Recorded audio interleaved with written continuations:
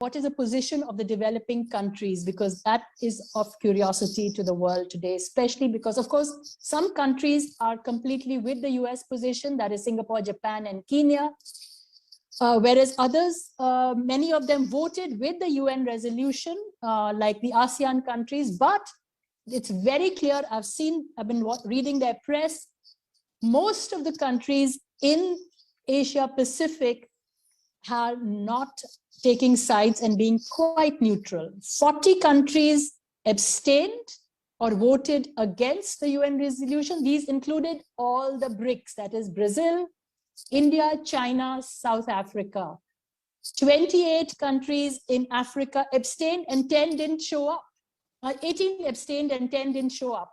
Mexico, Venezuela, all the South Asian countries, the Central Asian countries, Vietnam, they all abstained, and they have all spelled out their neutrality because they see this as a European war. Of course, I'll quickly go through the reasons, which I believe, which will come out slowly, why the Global South has taken this position quite collectively after a long time.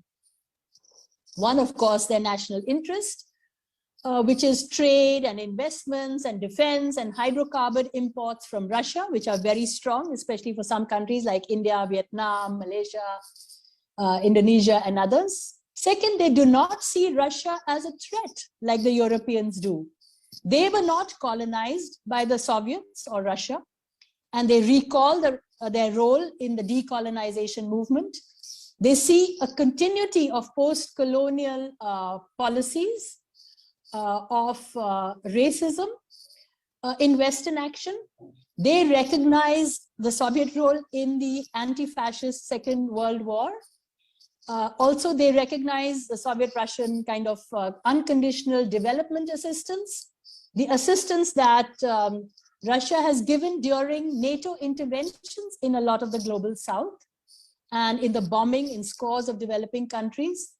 Third, they also believe that Russia has legitimate security interests which should be accommodated in whatever way, whether it's a partnership of peace program with the NATO, because they have repeatedly said that no country can tolerate this kind of isolation where you have missiles across your border. Imagine India, Pakistan, or even the US having missiles, you know, let's say on the Canadian border. We saw the reaction of what happened in Cuba. I think the Asian countries and the Global South understands that. Then also the Global South has witnessed that the US so far has not been interested in a diplomatic solution. It has an agenda of maintaining hegemony, and it has provoked Russia, taken advantage of Ukraine's internal anxieties and incapacities. It has rejected repeatedly diplomatic proposals of the Ukraine as a neutral zone. After all, Austria and Finland are not NATO members, and their security has been safeguarded. And Russia did offer that. So that was rejected. And they have only assisted in providing Ukraine arms and aid while moving towards their own agenda. So the Global South has actually called, you know, very subtly called out US and NATO aggressions and referred to the past in Iraq, Syria, Lebanon, Libya, Yemen, Afghanistan, and others in the last 20 years. They have pointed to the contradictions and double standards on moral grounds where the West has used principles of human rights and geostrategic interests. I mean, how can the Global South forget Madeleine Albright's 1996 interview on television when she was said that 500,000 Iraqi children have been killed because of sanctions? She said the price was worth it. So this rankles in the minds of the South. It's something they do not forget. Palestine is an issue, you know, sometimes they don't take pro-Palestine positions in the UN, but amongst people, there are these resentments. And China too has its links and interests with Russia, and it believes it will get stronger with this position. So therefore, these are the status position. But now we're seeing that in Asia, states are sort of waiting to take a stance to which camp they belong and how they can basically benefit from the conflict and which way their sort of alliances lie. We saw Pakistan's Prime Minister visit Moscow at the eve of the conflict, and that was something that was greatly talked of. So, how do you think that Asia will react to this conflict? So, you see, theoretically, many countries in Asia were rooting for a multipolar world where they would have more strategic autonomy and choices. The unipolar moment did not go well for Asia. And with the rise of some Asian powers, and not just Asian, the so-called emerging countries, that is Brazil, South Africa, India, even Indonesia, the rise of the so-called tigers of Southeast Asia. They were really hoping to have a greater say in the international political system, for a more democratic United Nations. So very quickly, number one, this is going to be a much more sharply divided world. The international system is going to see changes.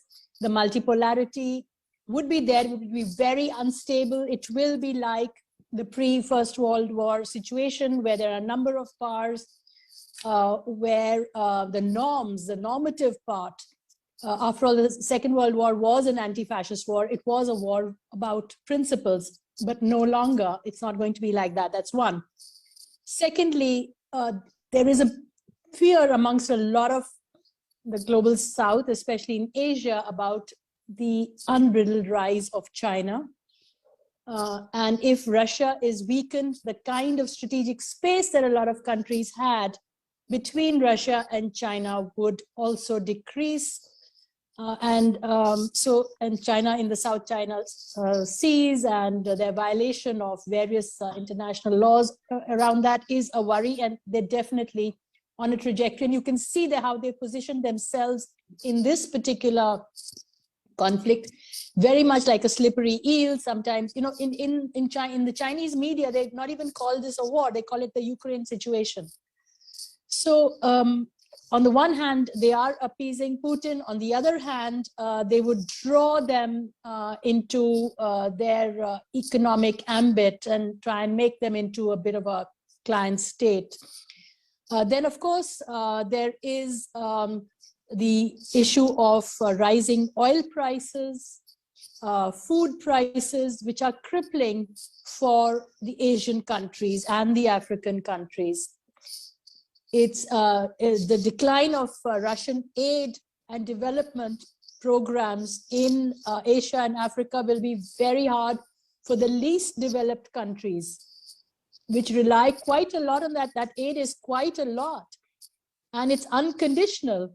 So it's not the kind of aid that you do this and you privatize and you'll get aid. It's just unconditional, because that's the way the Russians give aid.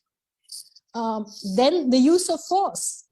Of course, there are precedents for use of force, but it's got one more boost, that if you don't get your way, use force. The NATO has done it, France has done it, and Russia has done it. So why not us, the regional hegemons?